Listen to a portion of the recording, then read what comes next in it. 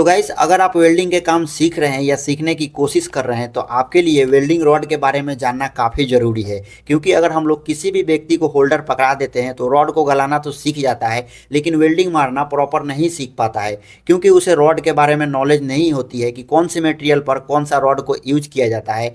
तो आज के इस वीडियो में आपको वेल्डिंग रॉड से जुड़ा कुछ जानकारी देने वाला हूं। हमारे हाथ में अगर मिल जाए तो हम बहुत जल्द वेल्डर बन जाएंगे, लेकिन ऐसा नहीं है। अगर आप कहीं काम सीखने जाते हैं, वहां पर आपको होल्डर नहीं मिलता है, तो क्या आप एक सस्ते से वेल्डिंग मशीन कीन के पकड़ लीजिए होल्डर, तो उससे क्या हो जाएगा कि आप अच्छे काम सीख जाएंगे? नहीं दोस्तों, मेन जानकारी होता है कि होल्डर को कैसे पकड़ना होता है, कौन से रॉड को कहां पर यूज किया जाता है, किस धातु में वेल्डिंग करने के लिए। जैसे कि बहुत ऐसे बेसिक जानकारी होते हैं कि लोग शेयर नहीं करना चाहते हैं और बताना भी नहीं चाहते हैं, क्योंकि उन्हें लगता है कि ये सब बताना तो टाइम का वेस्टिंग है। तो इसीलिए अगर आप ये वीडियो देख रहे हैं तो इसमें आपको कुछ जानकारी मिल जाएगी वेल्डिंग रॉड से जुड़ा। जैसे कि मैं आपको बताने वाला हूँ, हमारे पास यहाँ पर एक रॉड रखी हुई है और ये वाले जो रॉड है, आप यहाँ पर इसके नंबर देख सकते हैं। इस रॉड में जो नंबर शो हो रहे हैं आपको, ये वाले जो हमारे पास रॉड है, यहाँ पर माइक्रो और ई लिखा हुआ है, उसी के साथ एक नंबर दिया हुआ है 308L/16। इसके मतलब क्या होता है कि जो ये वाले हमारे रॉड है, जो भी हमारे स्टील के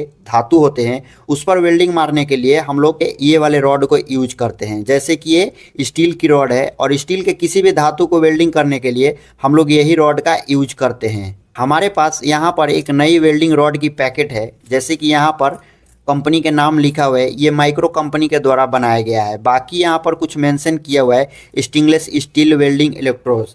जहाँ पर भी हम लोग वेल्डिंग मारेंगे इस वेल्डिंग रॉड से, जो हमारे स्टील के किसी मटेरियल अगर आप बना रहे हैं तो वहाँ पर आप अगर वेल्डिंग मारते हैं इस रॉड से, तो क्या होगा कि रस्ट लग जाते हैं, जंग लग जाता है। आपने देखा होगा वेल्डिंग करने के बाद कुछ टाइम के बाद जंग लगता है, लेकिन ये वाले जो रॉड हैं, इस रॉड से वेल्डिंग करने से वहाँ पर जंग नहीं लगेगी। इसीलिए यहाँ पर लिखा हुआ है स्टेनलेस स्टील। और यहाँ पर रॉड के बारे में कुछ जानकारी दिए हुए हैं, जैसे कि आप देख रहे हैं ये जो रॉड का साइज होता है और यहाँ पर उसको चलाने के लिए जो करंट रेंज होते हैं वेल्डिंग मशीन में, हमें कितना एम्पियर सेट करना होता है उसके बारे में जानकारी दिया हुआ है। बाकी यहाँ पर आप पैकेट पर देख रहे हैं कि इस पैकेट के अंदर जो भी वेल्डिंग रॉड है उसके साइज यहाँ पर मेंशन किया हुआ है। जैसे कि यहाँ पर साइज mm में वेल्डिंग रॉड का लिखा होता है, तो यहाँ पर 2.5 mm का रॉड है और 350 mm लेंथ का यहाँ पर वेल्डिंग रॉड इस पैकेट में है। जैसे कि मैं यहाँ पर, हमारे पास खुली हुई पैकेट थी, उसमें से हमने 4 पीस रॉड निकाल लिए हैं। तो इसमें आपको जहां कहीं भी आप स्टील के मटेरियल पर वेल्डिंग मार रहे हैं तो वहां पर आपको लोहे के रॉड यूज नहीं करना है,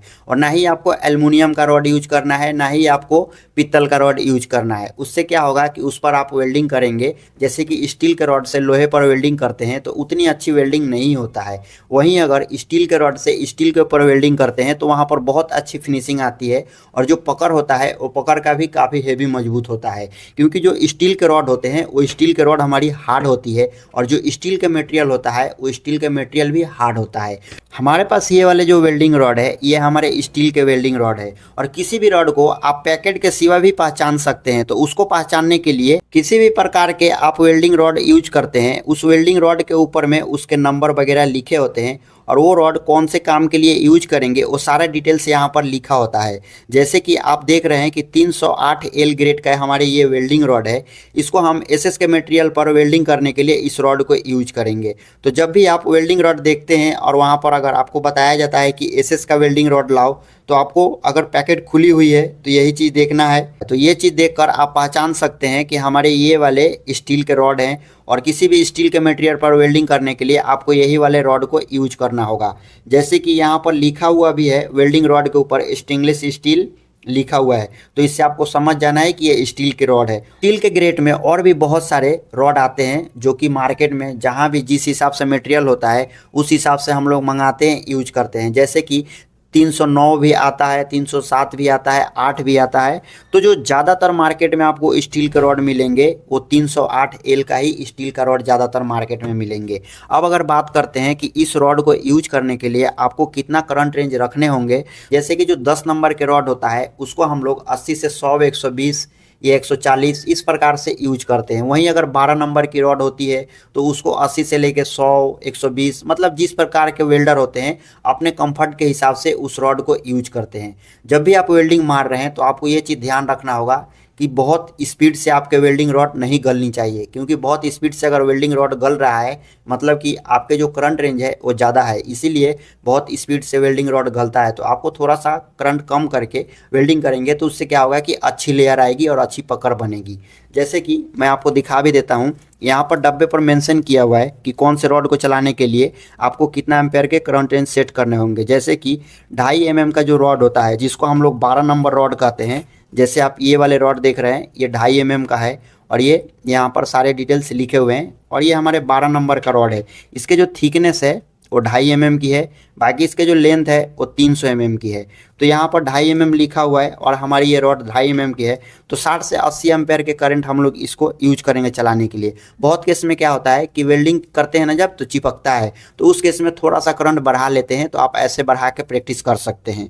उसके बाद जो 315 के रॉड होता है, जैसे कि हम लोग उसको 10 नंबर कहते हैं आम जबान में, तो उसको चलाने के लिए 80 से 110 करंट रेंज सेट करते हैं। लेकिन अगर इतना में नहीं होता है, अच्छे लेयर नहीं लगते हैं, रॉड चिपकता है बार बार, तो हम लोग क्या करते हैं कि थोड़े से करंट बढ़ा के उस रॉड को भी यूज कर लेते हैं। उसी के साथ यहाँ पर 4 mm के जो रॉड है उस 4 mm को रॉड को चलाने के लिए 110 से 150 एम्पेयर के करंट रेंज सेट कर सकते हैं, जिसको 8 नंबर वेल्डिंग रॉड कहा जाता है। उसके नीचे में यहाँ पर 5 mm मोटी रॉड दिया हुआ है, तो 150 से लेके 180 एम्पेयर तक का करंट रेंज सेट कर सकते हैं और उसको भी बहुत अच्छे प्रकार से चला सकते हैं। 10-20 ऊपर नीचे हो सकता है, क्योंकि बहुत केस में जब हम वेल्डिंग मारते हैं तो हमारे रॉड चिपकता है, तो इसीलिए हम लोग थोड़ा सा ज़्यादा करंट रेंज करके और वेल्डिंग रॉड को यूज कर लेते हैं। लेकिन एक चीज़ आपको बताना चाहूँगा कि जब भी आप वेल्डिंग कर रहे हैं तो उसमें आपको सबसे पहले मेन चीज़ होता है कि जिस भी धातु में आप वेल्डिंग कर रहे हैं उसी धातु का वेल्डिंग रॉड यूज करें, तभी आप अच्छे प्रकार से वेल्डिंग मार सकते हैं और अच्छे कारीगर बन सकते हैं। जैसे कि हमने आपको स्टील के रॉड के बारे में आज की इस वीडियो में दिखाया, दूसरे किसी वीडियो में लोहे के रॉड के बारे में आपको दिखाऊंगा। जो लोहे के नॉर्मल जंगला ग्रिल गेट बनता है उस मटेरियल में जो रॉड को यूज किया जाता है वो नॉर्मल रॉड होता है, वो हर जगह अवेलेबल होता है। स्टील के जो काम करते हैं स्टील के मटेरियल पर वेल्डिंग मारने के लिए, तो स्टील का रॉड को यूज किया जाता है। पर आप देख रहे हैं कंपनी का नाम लिखा हुआ है और E308L, मतलब ये हमारे स्टील के रॉड है और स्टील के रॉड पर 308L लिखा होता है। ये चीज़ आपको ध्यान में रखने होंगे। तो आई होप कि ये वीडियो आपको पसंद आया होगा, तो वीडियो को कर दीजिए एक लाइक, अपने दोस्तों के साथ शेयर करिए। हमारे चैनल पर नए हैं, चैनल को सब्सक्राइब करके बेल नोटिफिकेशन को ऑल प्रेस करिए। मिलते हैं एक और नए वीडियो में। इससे जुड़ा कोई डाउट है आपके मन में, आप हमें कमेंट करके पूछ सकते हैं।